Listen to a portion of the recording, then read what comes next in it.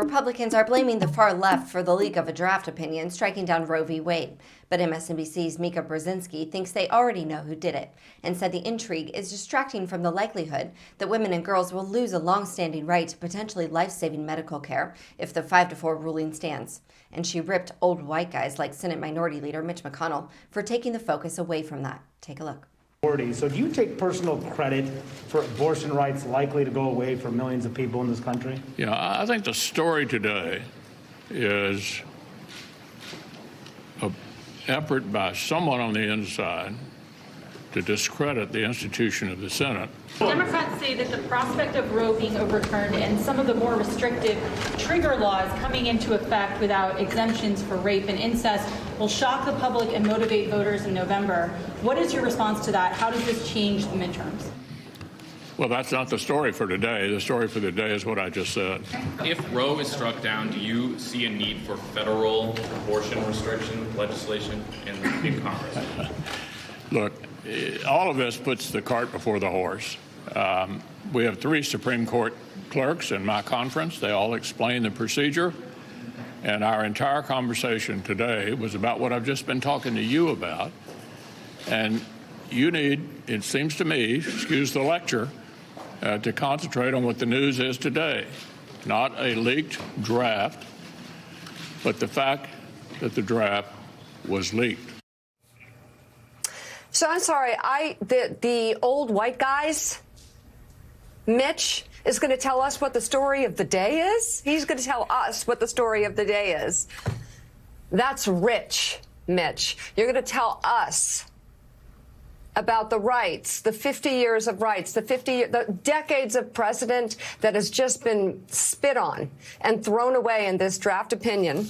Might be tweaked a little bit, but the bottom line is this is setting women back in so many different ways with so many different consequences. And you're going to tell us that the story is the leak. Really? The leak is fascinating. It's historic. It's never happened before. And whoever did it, it's interesting because I think we're going to find out who did it. I think some people already know who did it. And I think a lot of people are already alluding to who did it. And it's not who you think, Mitch.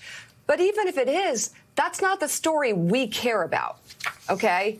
The story that women across America and the men who love them or the men who might like sex care about is our fundamental right to abortion that this draft opinion overturns.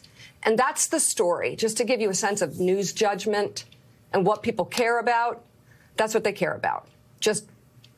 I just had to say that. I'm sorry. That was disgusting. That was sickening to watch.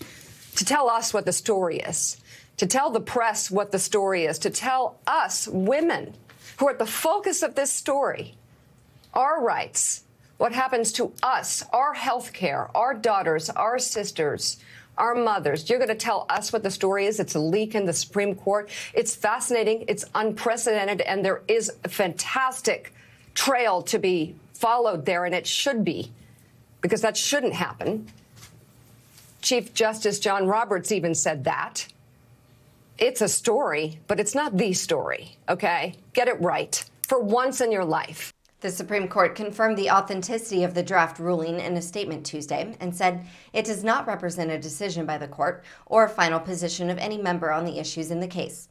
The court isn't expected to issue a final decision on abortion rights until June. There has been speculation online and in the political and media worlds that both the left and right wings of American politics could have had motivations for leaking the draft ruling.